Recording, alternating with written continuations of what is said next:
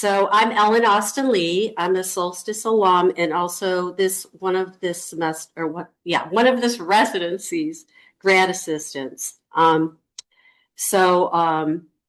I should say the whole title of it's from LaSalle University's Solstice Master of Fine Arts and Creative Writing program.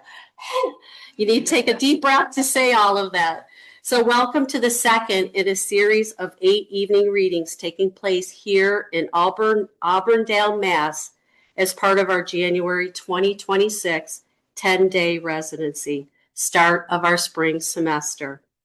So for tonight's reading, first up, we will have our brilliant Solstice MFA director, Meg Kearney, who will be introduced by second semester fiction student, Sarah Gilligan. I'm going a little slow because we just switched all the orders, so I don't want to get this wrong. Then we will have Solstice Writing for Young People and Fiction faculty member Adi Rule, who will be introduced by graduating fiction student Louis Lasavita. And then we will conclude with Solstice creative nonfiction faculty member Ethan Gilsdorf, who will be introduced by second semester CNF student Liz Venetiu. I did it! I got them all! All right, so Liz, come on up for the... Oh, I got it! Sarah, come on up for the first introduction. Oh,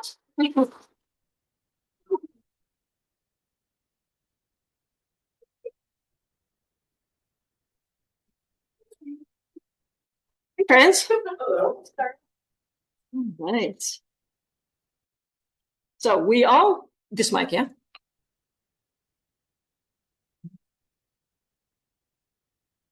Great, thank you. She does it all. We all came to Solstice with different goals and for different reasons, but inevitably, I suspect that it was the tone as well as the substance of this program that won us over. And that comes from our founder, Meg Kearney. In an interview, Meg has said of Solstice, "I knew I wanted to create a program where students and faculty alike felt safe and supported enough to take creative risks." So what does it mean to found a community such as this? Well, the standard definition of to found speaks to establishing and sustaining something, and that she has done and continues to. But there's another meaning, to melt and pour into a mold. A foundry, if you will, a place where heat and raw material combine to create something new.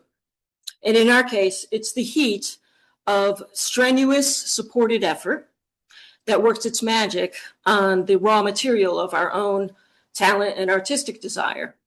And this allows us to form and reform ourselves in our own writing. And it's that definition, that sense of recreation, that speaks to what Meg does here at Solstice and in her own writing. So throughout her years as a professional writer, Meg has recreated herself in many, many roles. So associate director at the National Book Foundation, where she ran a summer writing camp, adjunct creative writing instructor at New School University, poetry editor at Echo's Literary Magazine, advisory board member at Frost Place Center for Poetry and Arts, and let us not forget, as a conductor of power plant tours for a gas and electric company. If you put it on the website, it will come back to bite you. And even more recreation, Meg started writing stories in 2nd grade, but switched to poetry in 6th. And since then, she has published creative nonfiction, short fiction, an award-winning picture book, a trilogy of novels in verse for teens, as well as 5 books of poetry. And she has also earned 4 Pushcart nominations, as well as numerous other poetry awards and fellowships. And she has been anthologized in, among other publications, Best American Poetry. Meg's most recent book is Cardiac Thrill, which is written in the intricate form of a heroic crown of sonnets.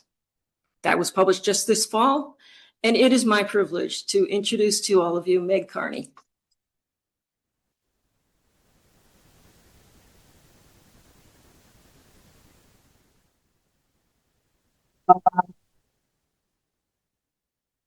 Sarah does her homework.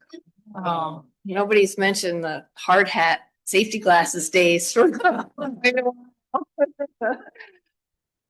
Thank you, Sarah, for that. And thanks to all of you. I think I really needed to be with you all this week, and I feel everybody's love and support, and I appreciate all of you.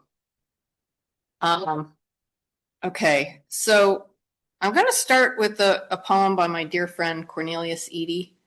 Some of you might have heard him read his inaugural poem at Mayor Mondami's inauguration in New York City on January 1st. And it's on YouTube and Facebook. If you didn't catch that and you want to hear him, it's an amazing and inspiring poem. He sent me this new poem last night while we were here, and now it's already on the Academy of American Poets website, and I'm sure it's all over social media, which I've not been on today, but he gave me permission to read it to you tonight. I wanted to start with this, with a trigger warning about gun violence, and there is an F-bomb. So if anybody on the live stream has children watching, you might want to just turn it down for this one poem. It's called Renee Nicole Good is Murdered by Cornelius Eady. Up rides the super cops, the cancellation squad. A dormant virus melted from the ice pack. And the conversation is end stopped when the shell cracks her car window, does its dumb duty, brings silence to a poet's mind. The president says, "You're a terror bot if you don't comply." Homeland Security puts on a 10-gallon Texas-size hat, says, "See what fucking with the bull gets you." There is a picture of her just before it tips rancid, just before she's dragged into how they see her. I wish I could read the words as they blaze their last unsuspected race through her skull. A language poem that ends on the word impossible.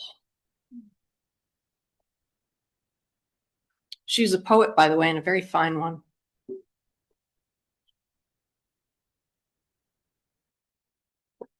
So Cardiac Thrill, as you just heard, is a heroic crown of sonnets. It's a big word puzzle. And I've read from my other crown, the Ice Storm, before, and I actually read the first half of this crown in summer 2024, because I remember Peter Meiliger was a first semester student that summer. And I had my husband fax me my handwritten drafts, and I had madly typed them up that afternoon and read them here. I read like the first 6 or 7. So I'm going to read like the other half of it, picking up kind of where with the poem I stopped on. But just for those who don't know the form, quickly, a heroic crown of sonnets, it's normally 15 sonnets. So a sonnet is a 14-line poem, with a very strict rhyme scheme. These are all Petrarchan for the poets in the room. And the thing is, so the last line of the first sonnet becomes the first line of the second sonnet. And the last line of the second sonnet becomes the first line of the third, and so on until you get to sonnet. So you do 14 of those, right? And then you get to sonnet 15, which is made of lines the first lines of the first 14 sonnets. And this one actually has 16 sonnets because I have a prelude sonnet that starts it off. But I'm going to start kind of in the middle. And so the title's Cardiac Thrill. Obviously, it has this kind of theme going, a heart theme, because I was been dealing with my own heart issue. And just kind of let the poems take me where they would. So we go all kinds of different places with this idea of the heart, metaphorically and as the organ. And I want to dedicate this to my nephew Joe, whose heart is giving out on us as I speak. So I'll start with the poem titled My Father's Heart. What shouldn't have shocked my father's heart, its demise. Unlike the poet Shelley's heart, it wasn't fireproof and fickle. It was of a higher sort, my father's heart, flammable but wise as a male barn owl, known to memorize his lover's cheek, her heart-shaped face, desire a steadfast oak all his short life beside her. More than half my life I've tried to eulogize my father's heart.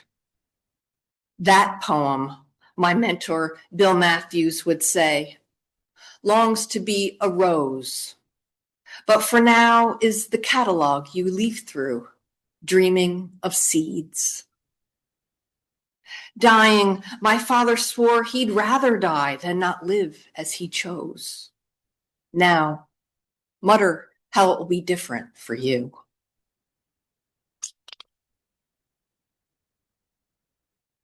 No one lives forever. This is for Don Mason, and this is a brother by blood who I found in 1999, and the mother that's mentioned in this poem is my birth mother, who I didn't meet after I was 5 months old. No one lives forever. Now, mutter how it will be different for you. When he was dying, my little brother said cancer was the sins of our mother visited upon him. What's also true, her heart was the stone rolled away from the tomb. When she died, his boy heart was said to sever like the curtain in the temple. Easter, a promise that may or may not come true. When he was dying, he was 53. Don understood only the dying want to talk about death, which is true. Rumor. He was told he was born with a gallant heart, one greeted with fortissimo glee. I've been told I was born with a murmur. Born with. I've been told I was born with a murmur, with a wheeze, not a cry, and a hip that swiveled like the head of an owl, with a slat of ink across the page where my mother's name vanished, under a night sky that smoldered beyond the waning gibbous moon, with flat feet and a transient squint, which meant that my eyes were lazy, so went the rumor. With an epicanthic fold in my eyelid until the bridge of my nose began to rise. With an apgar of 10, said the chart on my crib when I first heard the word goodbye. No wonder the dirge in me danced a can, like a flute. I had a hole in my heart. Damaged goods. Like a flute, I had a hole in my heart. My valves squeaked like a beginner's trombone. I bore a conductor's baton in my bones, sign of a genius if not for the splintered part. My lungs, those two bagpipes, were the art of my ancestors' genes, able to drone on off key until the Highland coos came home, until I saved my breath and turned to poems. I wasn't some finely wrought instrument that played in the pit for the orphan choir, but the clarinet with the twisted bore, whose only music was its maker's lament. I did have my pen known to catch fire, which meant it sang. Well, less song, more clamor. My ex's heart was a tea kettle, which meant it sang. Well, less song, more clamor as it rumbled and steamed. I should have known his whistle would turn to scream and then groan as it died. It was less denial, more wishful thinking that his heart was a wren or a lark. This latter idea, I own, was a bit romantic, and his baritone too rich for a wren. Never again, I swore, would I fall for a man with a boiling point of 212 degrees, who flew less like a bird and more like something hurled against a wall. Metaphor on cue could, I thought, serve as balm for my heart's sting. Then it would heal or end as songs do. All right, now I have a couple poems where I'm really making use of the title to get me into that first line, right? So poets, it's free real estate, right? That title, man, you can really make use of it. And I'm gonna reference again the Irish poet Yeats, who he was really mad for this woman named Maud Gonne, and he would just hound her for years and kept proposing marriage, and supposedly they slept together once, and I think that was it for her. It was it for him for sure. So again, I'll read the title and go right into the poem. When she rejected his marriage proposal the fourth time, Maud Gonne figured Yeats's heart and love would break, and then it would heal or end, as songs do. Well, by then it could be said that she was right. Yeats soon delivered the same invite to Maud's daughter, who also told him to shoo. Yeats, no Shelley, he'd have bedded the two. Then married young Georgie, who shared his delight in the mystical. That saved the marriage, despite his continued ardor for the two who'd refused him. Imagine your husband's body of work overflows with odes to a mansion possessed once, but never owned. I'd call it art to shield my pride, but a loss, not expansion for my soul. Unlike my true love's poetry, a surprise. Hear that off-key trill? Be still, my heart. All right, this next one is for Audie Rule. I don't know a lot about opera, but I pretend. So again, this is going to have a really long title that leads into that first line. And it talks about the opera Tristan and Isolde, and it's a tragedy, of course, where, the lovers are separated by death by the end. But it has a really interesting history, the performance of this thing. That includes a couple of conductors having heart attacks in the middle of it. Okay, so Isolde, at the end of the opera, when Mark tells her he hadn't come to divide her from Tristan, but to unite them, which comes as a huge surprise. Hear that off-key trill? Be still, my heart, she whispers just before she belts out her aria. And it's like God is right there before her in the vision of her sweetheart rising from the grave.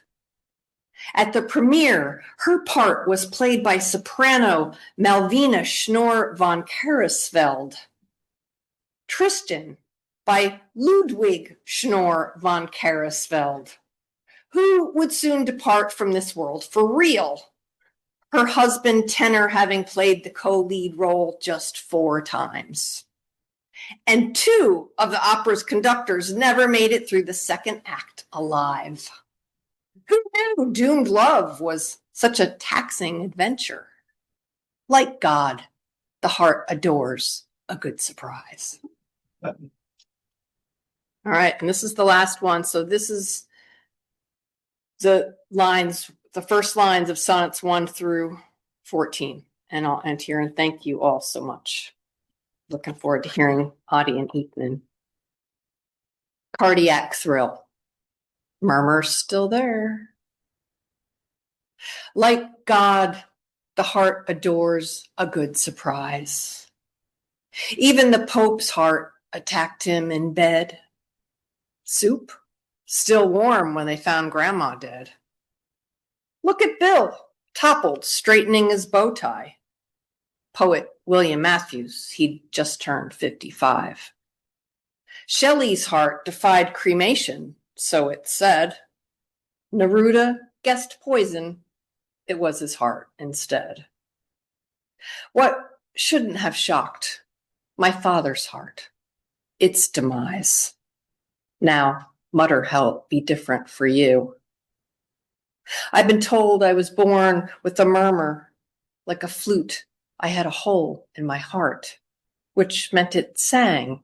Well, less song, more clamor. Then it would heal or end, as songs do. Surprise! Hear that off-key trill? Be still, my heart.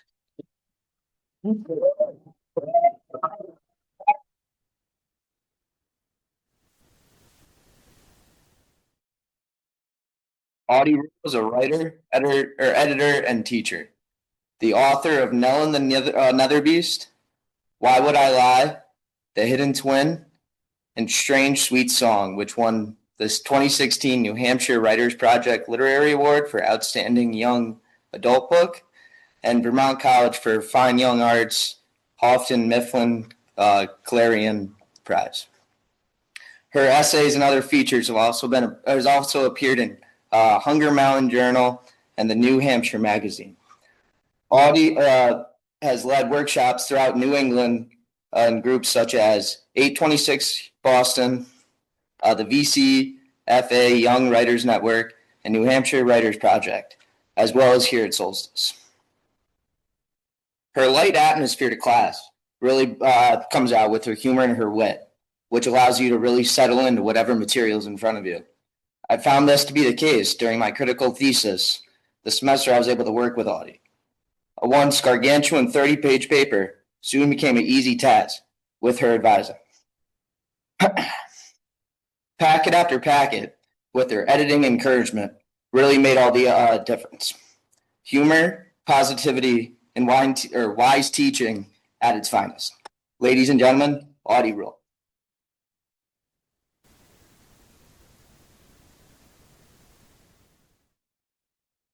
Oh gosh, thank you so much, Lewis. One of the funniest writers I know. Thank you so much to Meg and Q. Thanks for Tristan and Isolde. Thanks to Cassie, Ellen, and Noah, and to everybody joining us here tonight. It's an honor to get to be here with all of you, and of course to share the stage with Meg and Ethan. I'm going to read the first 3 chapters of Ghost Chickens, Omelet from the Other Side. It's a little bit of change of pace.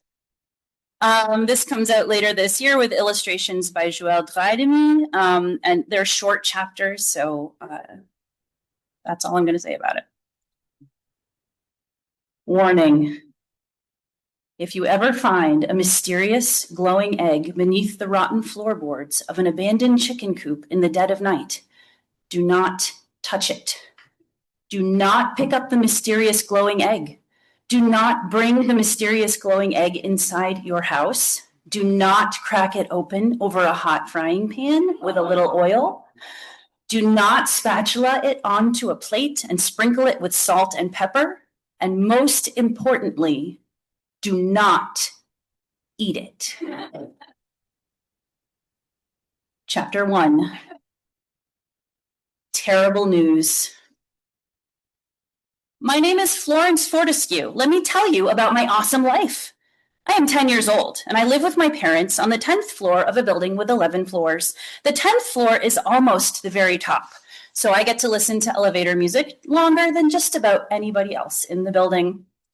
I get to ride the subway and eat delicious street food. I say hello to friendly people with tiny dogs. You may think the dogs where you live are tiny, but I bet they're not as tiny as the dogs in my city. These dogs are so small you could put them in your pocket or hide them under a mug or dress them up in candy bar wrappers with tiny holes cut out for their legs. But the best part? I am a famous magazine editor. Well, I'm famous in my building at least. My magazine is called The Scuttlebutt. I publish a new edition each week with all the hottest gossip from around the neighborhood. And my best friend, Jupiter Lee, who lives on the 9th floor, takes pictures to go with all the hot stories. The scoop on Missy Perez's birthday party. Real crystal rings in the swag bags. Photos inside. Overheard at the pool. Mr. Fitzsimmons thinks his husband's new haircut looks like crabgrass. Exclusive interview. Why did strangers with clipboards visit the 3rd floor? Mrs. Bellini tells all. On Saturdays, I type up the stories on Mom's laptop. Jupiter Lee scans the photos, and then we print out copies for everybody in the building. Then Jupiter Lee and I take the elevator to each floor and drop off a copy at every door. All of our neighbors look forward to the latest thrilling issue of The Scuttlebutt. Except grumpy Mr. Beethoven, but we leave him a copy anyway. Even grumps deserve to be informed of the news. You may be thinking, wow, Florence Fortescue, you sure lead a glamorous and exciting life. And you would be wrong. Because today, my parents told me we are moving out of the city to the country, to a place with no best friends, no public transportation, no delicious street food, and no portable dogs. Into a boring old house with creaky floors, leaf-filled gutters, old lady wallpaper, weirdly shaped doorknobs, moldy smelling drafts, mouse poop, splintery windowsills, low water pressure, and hanging lamps filled with dead moths, and an abandoned chicken coop out back. Chapter 2. Our stupid new house.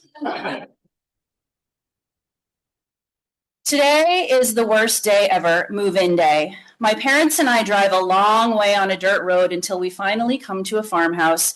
It clearly has only 2 stories and no elevator at all. There is nothing to do here.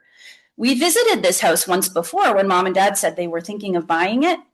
I thought they were playing a joke on me. But no, here we are. We are going to live in this house. Mom and Dad tell me to explore while they unpack. Maybe you'll find something exciting, Mom says. She is wrong. There is nothing exciting about this house except the thought of running far away from it. I go upstairs and check out my new room. I was hoping for a canopy bed and zebra-striped wall-to-wall carpeting, but all that's here is a lumpy non-canopy bed and an old bureau with drawers that are hard to open. Wait, there's a closet in the corner. Maybe some forgotten treasure is hidden in there, like a box filled with stolen pearls or a letter from someone's secret boyfriend. Nope. You know what I find in my closet? A rat skeleton. That's clear proof that this house is not amazing and wonderful, no matter what my parents say. I sit on my bed and pull out my journalist notebook. How am I supposed to write riveting stories for The Scuttlebutt here? I try to think of a good headline. Rodent dies of boredom in terrible house. Florence, Dad calls from downstairs. Time for lunch. I snap a picture of the rat skeleton with my Polaroid camera. It was Jupiter Lee's mom's old camera. She gave it to me as a going away present since Jupiter Lee wasn't going to be able to take pictures for The Scuttlebutt anymore. A blank white square buzzes out the front of the Polaroid and I flap it in the air, flap, flap, flap, as the image develops. Then I head downstairs. Dad and Mom are sitting on the floor in the living room, surrounded by Dad's glass owl collection and bits of crumpled newspaper used for packing. Dad's job is writing songs. He says glass owls inspire him. Mom's job is designing submarines. I don't know what inspires her, probably awful old houses. If I could sink this whole place into the depths of the sea right now, I would.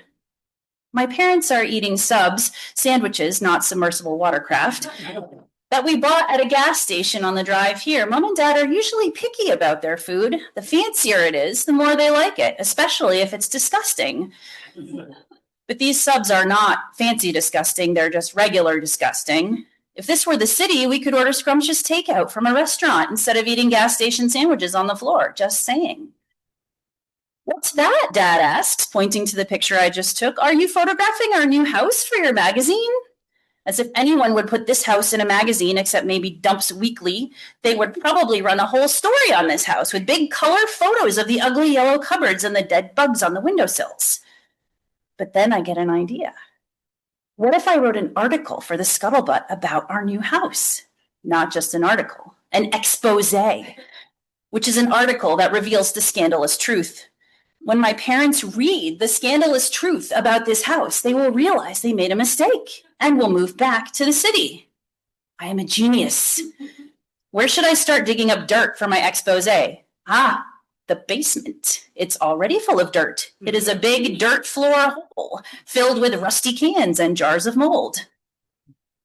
I'm going to play in the basement, I say. I get out my journalist notebook. How do you spell botulism? Don't go digging around in the basement, Mom says. It has poor air circulation. But dig up the garden instead, Dad says. Gardens need to be tilled before they're ready for seeds. He and Mom have been reading a book called Country Life for Beginners. I don't want to till the garden, I say, but I decide to explore outside anyway. The backyard is full of brown weeds and scratchy bushes. In the middle is a wide hole in the ground. It is filled with green ooze and bits of floating crud. My parents call it the pool, and I'm not allowed to swim in it. They don't have to worry. I am not exactly tempted to take a dip in a gross pit of yard slime. Lagoon of radioactive waste. Is it safe for children? One reporter's dangerous investigation. At the far end of the yard sits a lopsided little house. Mom says it was an old chicken coop. It looks like a bunch of old boards leaning together to discuss something sinister. I feel like I could get a splinter just by looking at it. Where the door used to be is a black hole crisscrossed by spider webs. It gives me the creeps. Suddenly, a stern voice says, "Hey, you! Get away from there!" Chapter 3, The Mysterious Tracks. I practically jump out of my shoes. I whirl around. Standing behind me is an old lady, dressed in overalls and a sparkly pink shirt. Her shirt is so sparkly, I have to squint to see her face, which is covered with deep wrinkles. I hear a snort. Next to the old lady is a small horse with baggy skin and one long, curved, pointy tooth sticking out from the bottom of its mouth. The tooth is so long, the small horse could probably pick its own nose with it. From the look of it, it probably does. "Get away from there, Peep," the old lady says again, frowning. "There aren't any chickens in that coop." "My name is not Peep," I say, "and that is the weirdest horse I have ever seen." "This is not a horse," the lady says. "It's my dog, Butterfield." "That's a dog?" My eyes widen in amazement. He's enormous. You would need about 8,000 candy bar wrappers to make an outfit for him. "He doesn't want a candy bar wrapper outfit," the lady says crabbily. Butterfield snorts. It sounds like a trash bag full of pudding exploding. I notice another dog sitting behind Butterfield. This other dog is small and yellow. He has fluttery ears like wings on his head and two huge round black eyes that are staring at me. "Is that a dog too?" I ask, pointing. I just want to make sure. The old lady glances. "Yes, that's Bubbles." Bubbles continues to stare without moving. A butterfly lands on his nose. "Is he a stuffed dog?" I ask. The old lady sighs. "No, he's alive. The lights are on, but nobody's home." I'm not sure what she means by that, but she keeps talking before I can ask. "Listen, Peep," she says. "Don't go near that old chicken coop, do you hear? Especially in the dead of night. Don't you know it's dangerous?" Dangerous, huh? I think. Perfect for my expose. I've got to investigate. At that moment, Dad comes swishing through the leaves. "Florence," he says, "the Wi-Fi is working and we're going to watch a video about loam." "I don't want to watch a video about loam," I say. Oh, hello, neighbor, Dad says. Florence, I see you've met our new neighbor, Miss Penrose.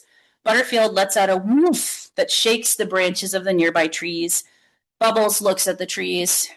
Dad clears his throat. And of course, her charming pooches, Butterball and Waffles. Butterfield and Bubbles, I correct him. Butterfield squints at me. Bubbles is still staring at the trees with a blank expression. I wonder if he has a brain or if his head is just eyeballs and fur. I'm sorry, Dad says. I meant butter, fries, and boba. Wait, no, oh dear. That's all right, says the old lady, whose name is apparently Miss Penrose. Butterfield doesn't care what you call him, and Bubbles doesn't know his name.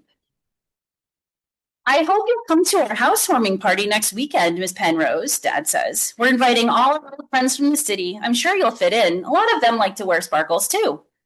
Miss Penrose frowns. I wear this shirt because the glare from the sequins keeps the wolverines away, she says.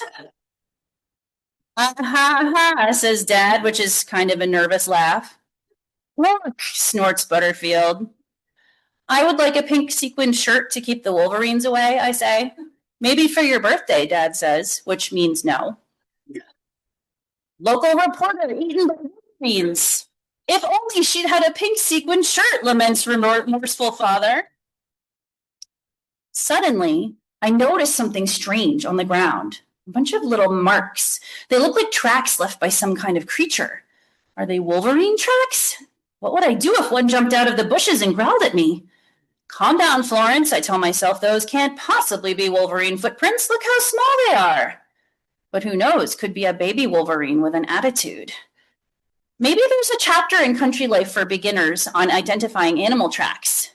Dad, what kind of tracks are these? I ask. What tracks? Dad asks. This is why my dad is not a famous reporter. He is not observant. I crouch down. Right here, I say, pointing. Right here in the dirt. Miss Penrose is watching me with her eyeballs all scrunched together like two hairy worms hugging. Butterfield is scratching behind his ear with a back leg the size of a dining chair. Bubbles is still staring blankly at the trees. Dad looks bewildered, like I just told him I found a magical rainbow unicorn pooping out cupcakes. I don't see anything, he says, just smooth dirt. What do these mysterious tracks look like, Peep? Miss Penrose asks.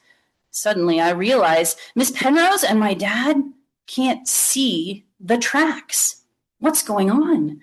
I study the footprints. There are 3 toes. I hold up 3 fingers to illustrate, and a little nubby toe in the back. Miss Penrose's eyes widen. She clutches the collar of her pink sparkly anti-Wolverine shirt. Peep, she says in a strangled kind of voice. Those are chicken tracks. My arms get goosebumps, but I thought you said there weren't any chickens in that old coop. I did, Miss Penrose whispers. In fact, there haven't been chickens here for 50 years.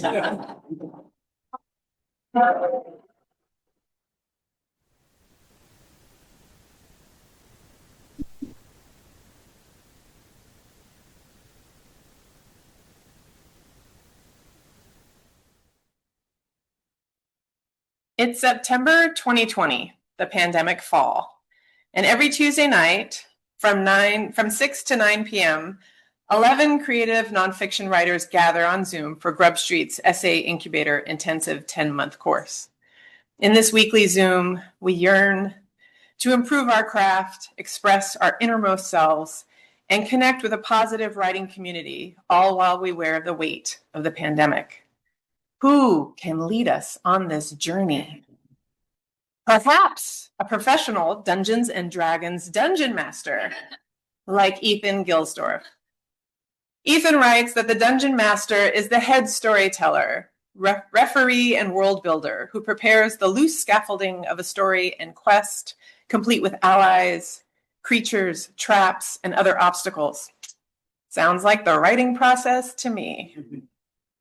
Ethan supported our work and our words with compassion and humor, and I'm forever grateful for his steady encouragement then, and I continue to be grateful for the mentor and the role model that he is now. Ethan published writing in the Boston Globe magazine, Brevity blog, and WBUR NPR's Cognoscenti, and that was just 2025.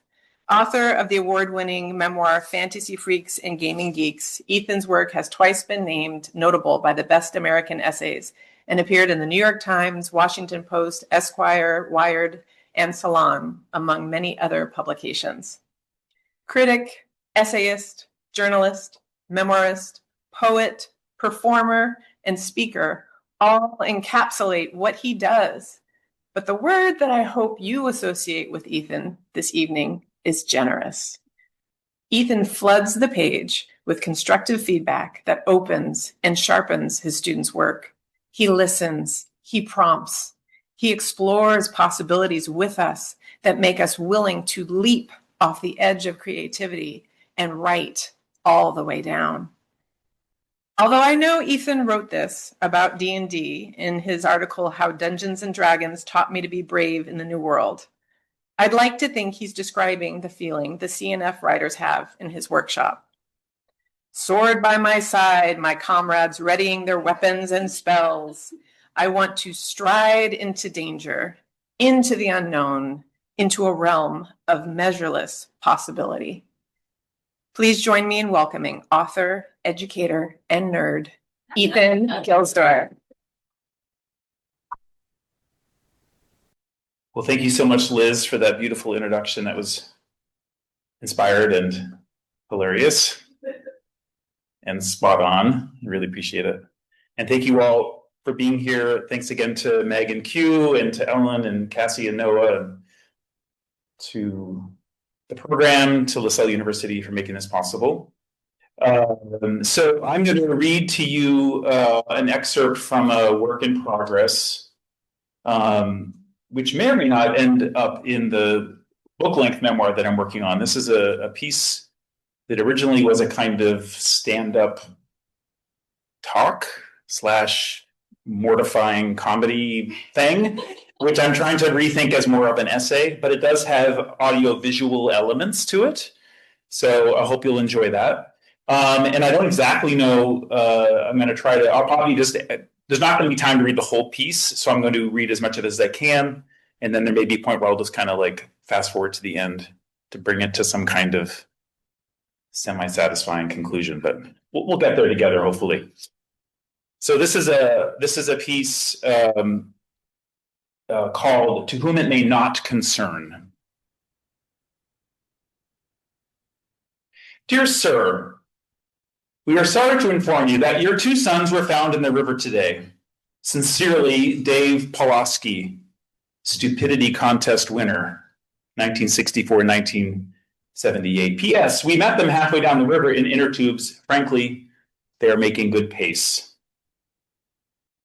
That's the entire letter.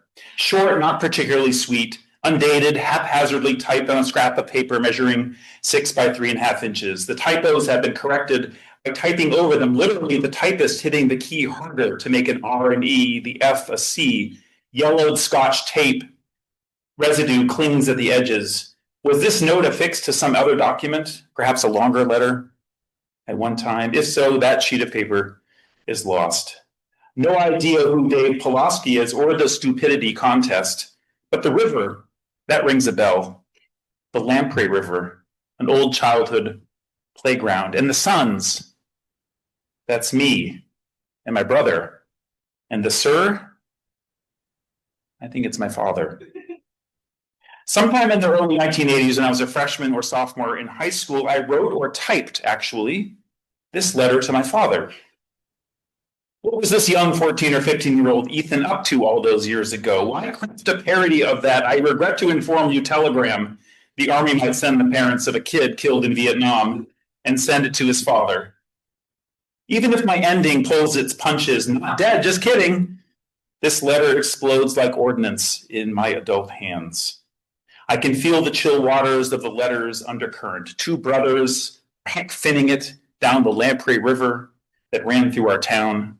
A fictional calamity strikes, their father is not in the picture to save them. We are sorry to inform you that your 2 sons were found in the river today. Those are the words I wrote on the cusp of adolescence to my father. Not "I miss you," not "I love you," not "Where are you?"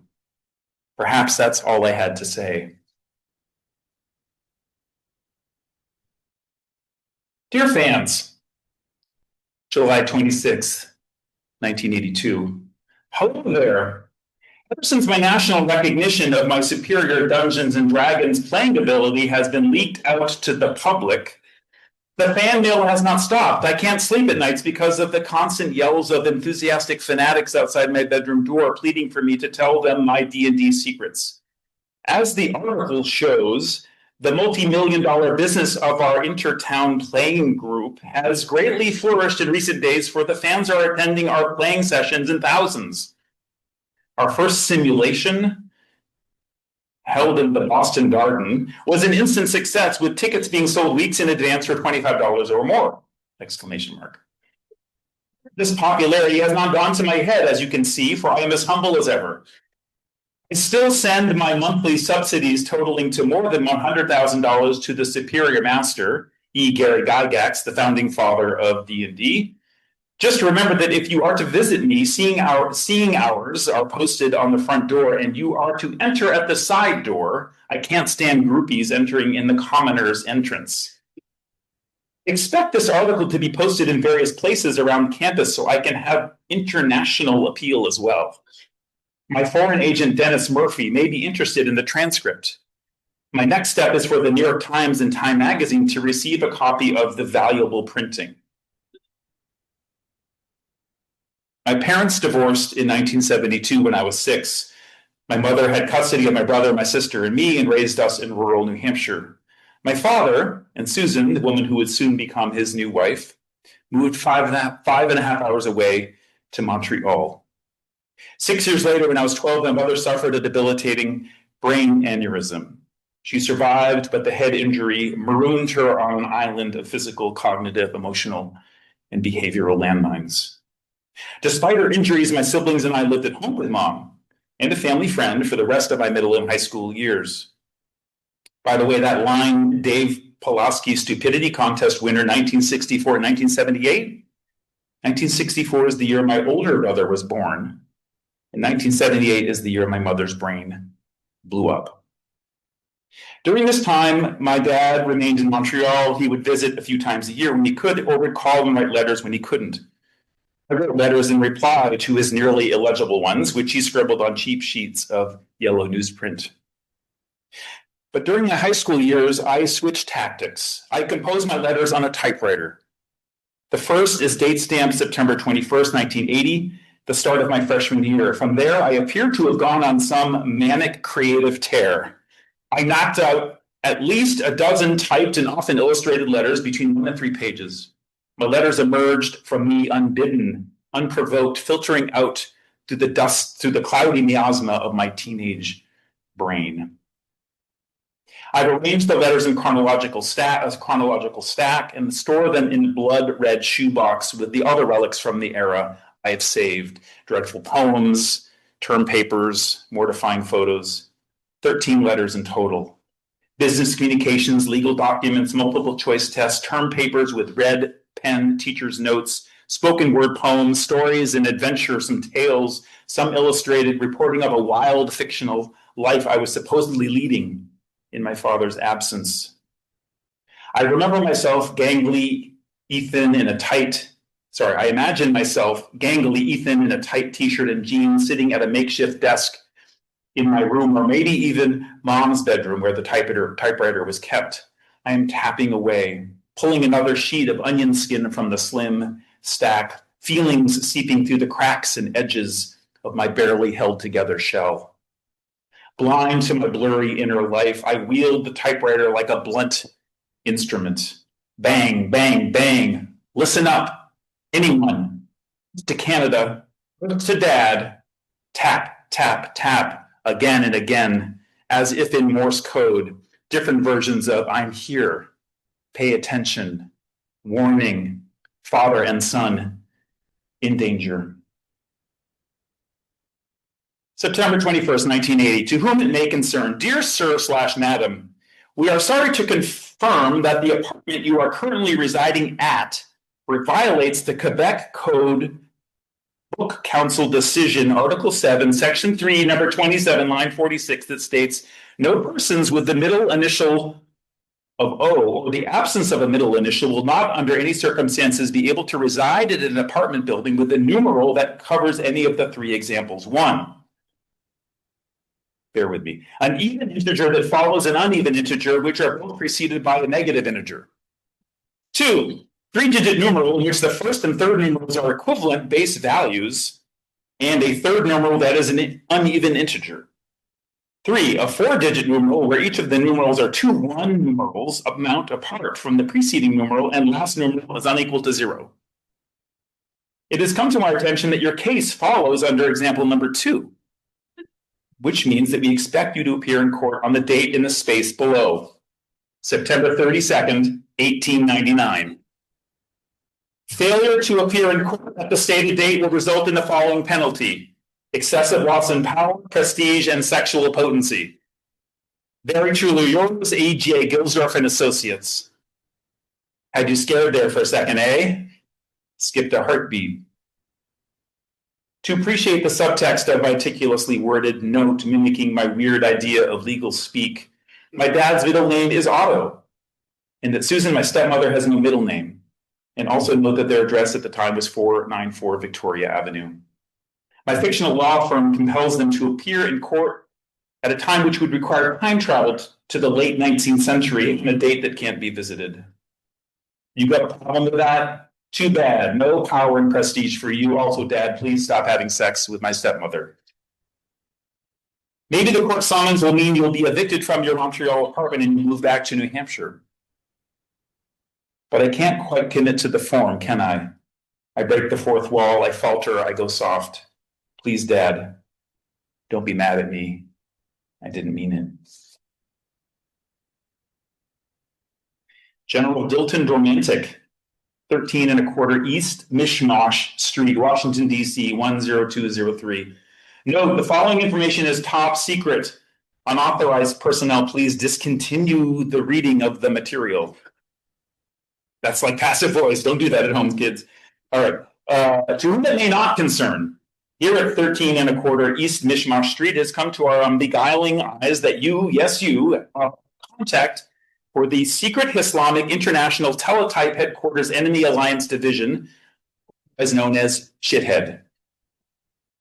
This top secret organization is strictly forbidden to all unauthorized personnel, so it would be greatly appreciated if you would eat the following message.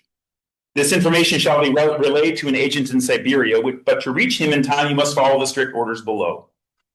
I'll just give you a couple of highlights here. 1, to Kennedy International Airport, $26.99. Concord to London, $367.45. Shuttle bus to Ireland, you will have to swim a good deal of it, $210.34. Train to Greenland, underwater, $540.34, 5, 6, 7, 8, 9. The following steps are taken. A total $3,246.38. If the following steps are taken, there should be no problem in getting there. The code message is for the cow. Explosions, bloodshed. Is that what happened to the general? Is that what will happen to me, or the spy, or my dad if the new journey is not made, if this quest is not completed? The task of finding me is hard for my father.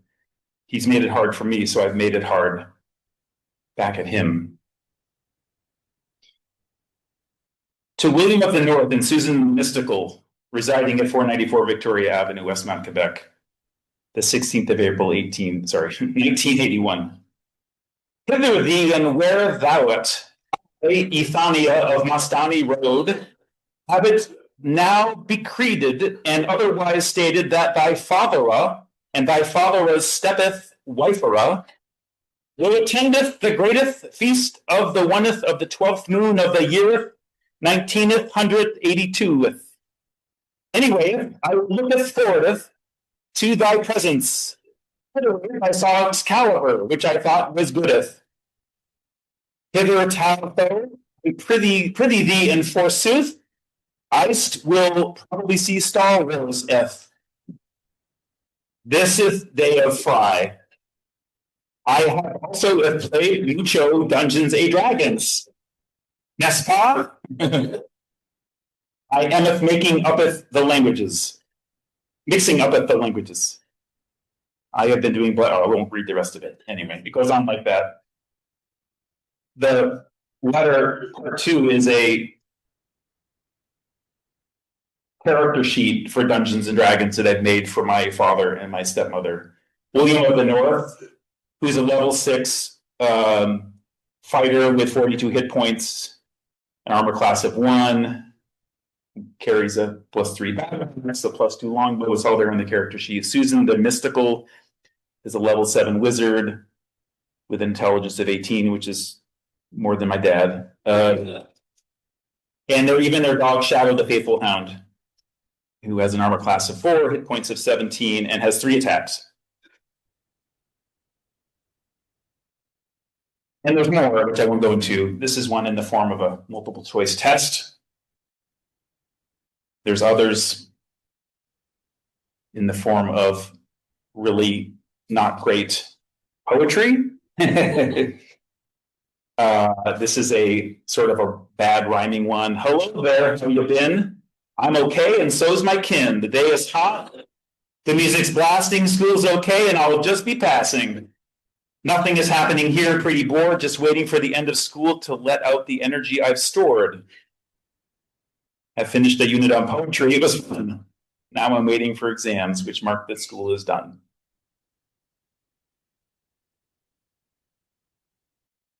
This is one in the form of a letter that I've written, and because both my father and my mother were teachers, I've gone ahead and marked it up as if it's already been corrected with a red pen, circling various errors in punctuation, grammar, and usage. Anyway, it goes on.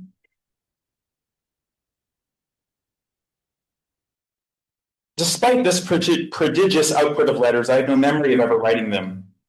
If any thought of them had lingered in my late teens and 20s, by the time I hit my 30s, 40s, and 50s, it was as if the letters had never existed.